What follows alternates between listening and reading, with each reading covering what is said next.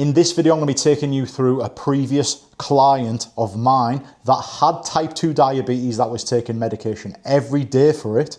He had a brutal shoulder injury and he could only train at home. And we managed to get rid of all of them and lose like 10, 12 kilos in the process. Start weight 119.7.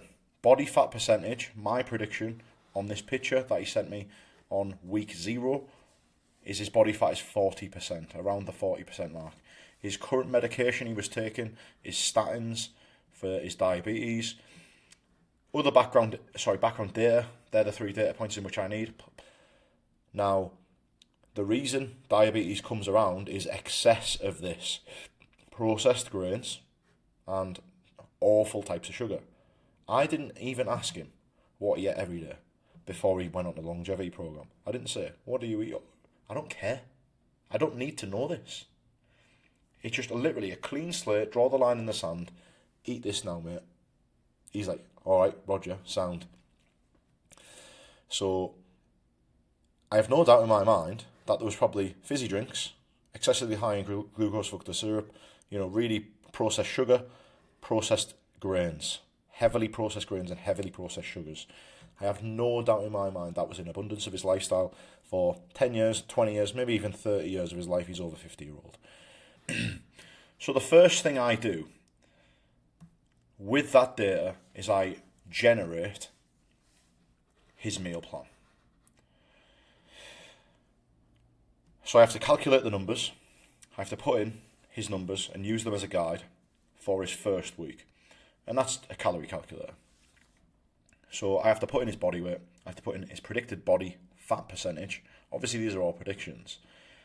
And that will generate a calorific output based on his predicted muscle mass.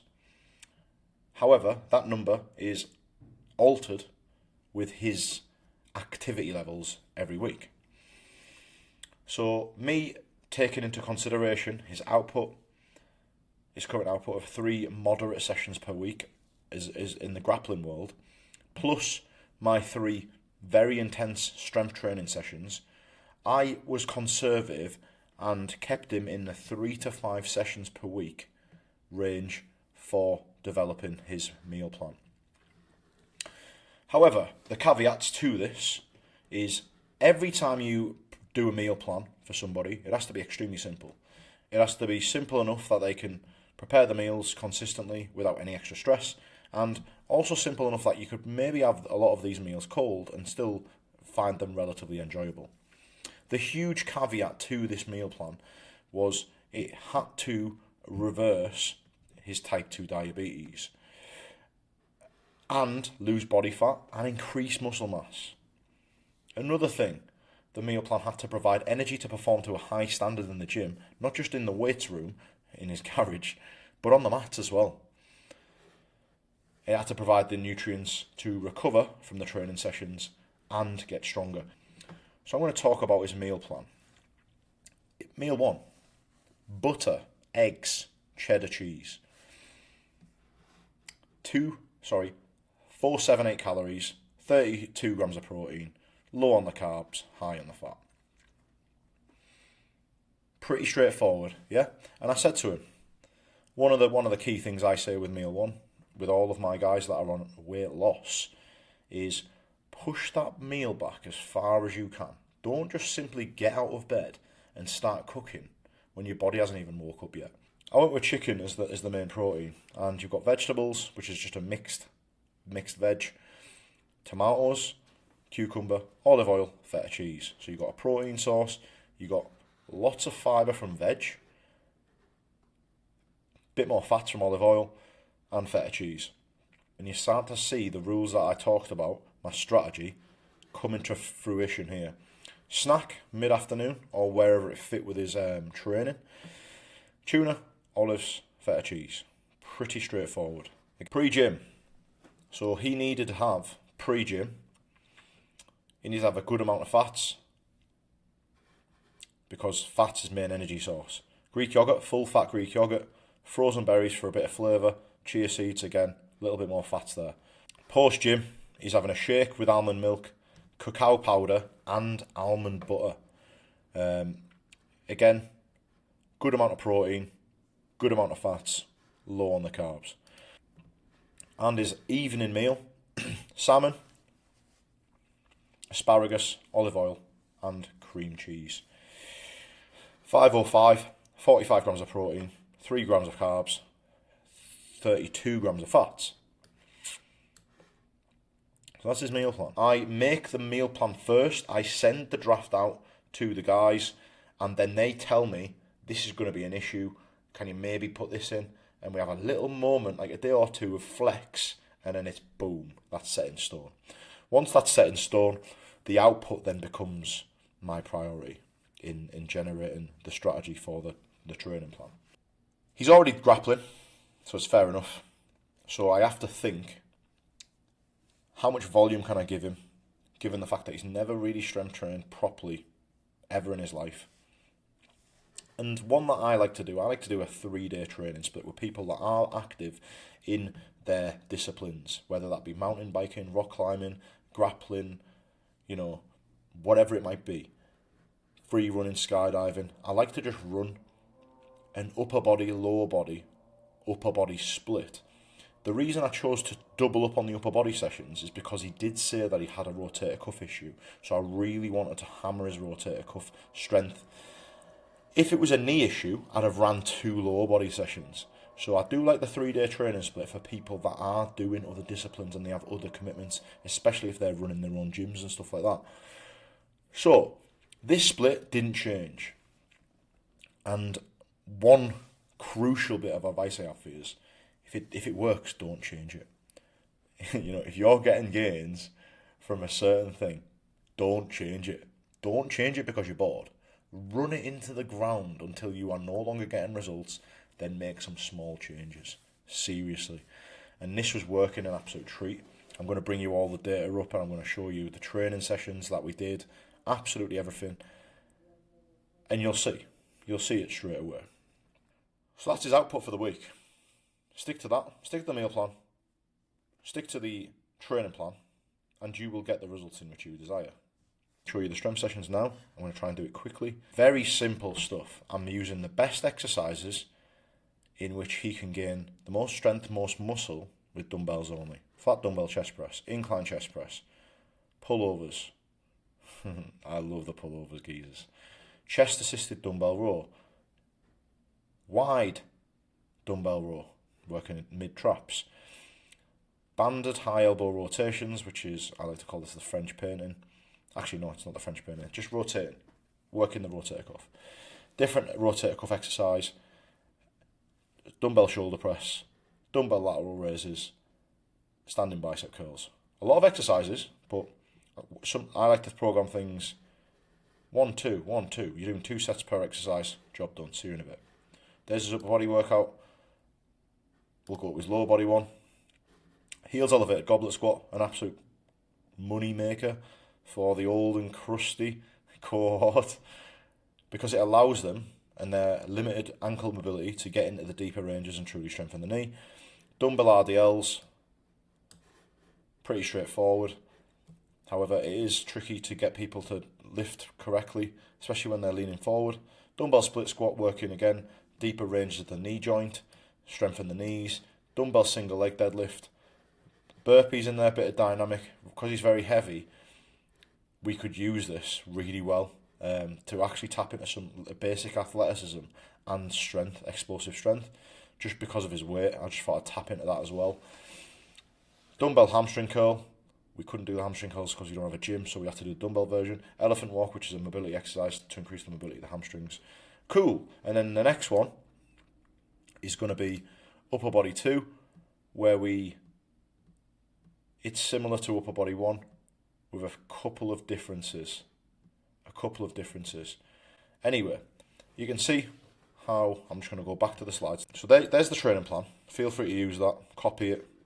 This is amazing. Bear in mind, he's over 50-year-old, limited mobility, grappled all of his life, ate terribly all of his life.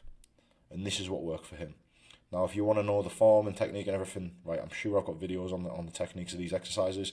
You've seen the reps, you've seen the weight that he started. So anyway, management of progress. This is the most important thing.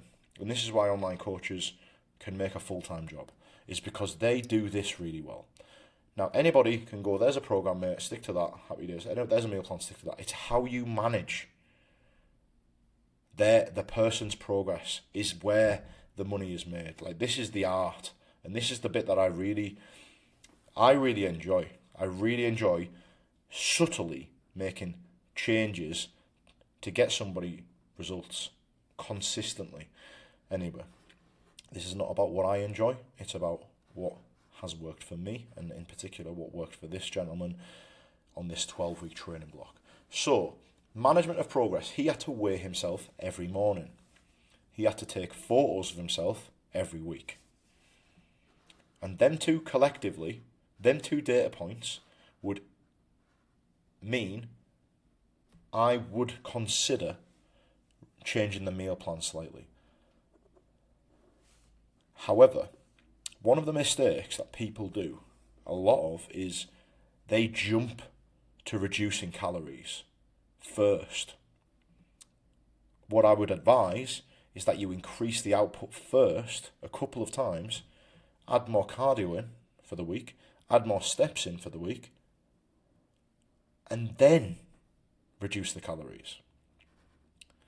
So these two data points would mean I'm going to make a change if these two are not both heading in the right direction.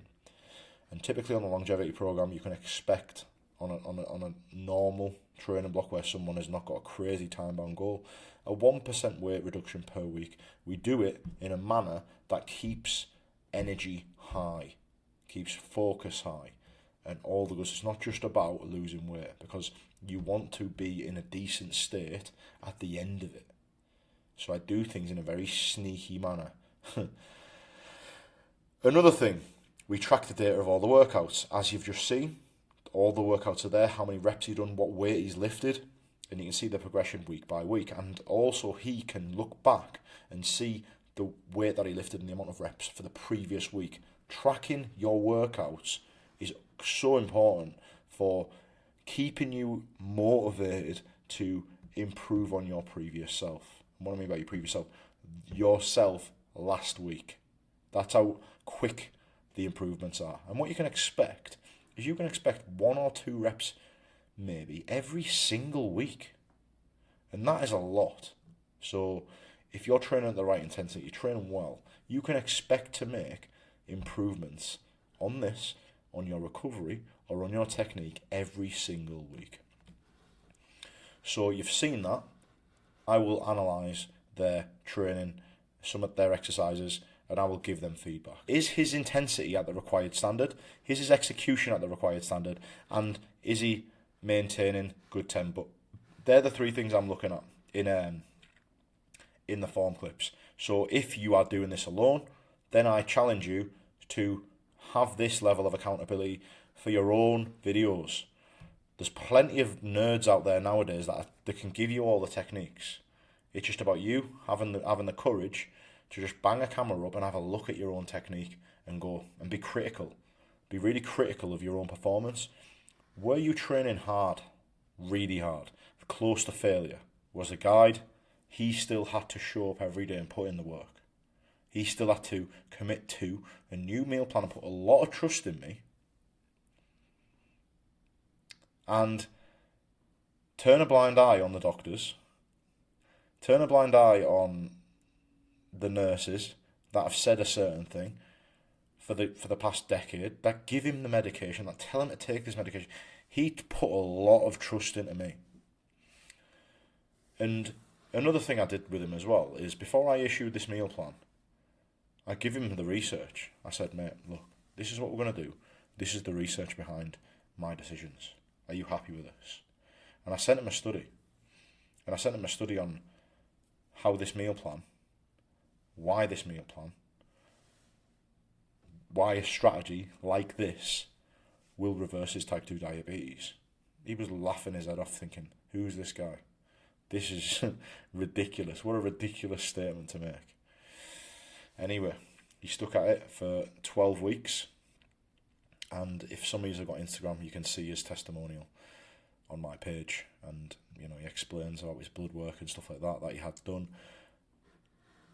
And yeah, gentlemen, the most important thing about this video is, yes, I've showed you the process.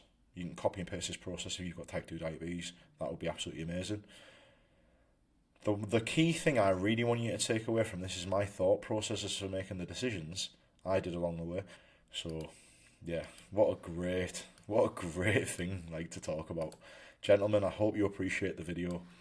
Thank you for sticking around. I do appreciate your time.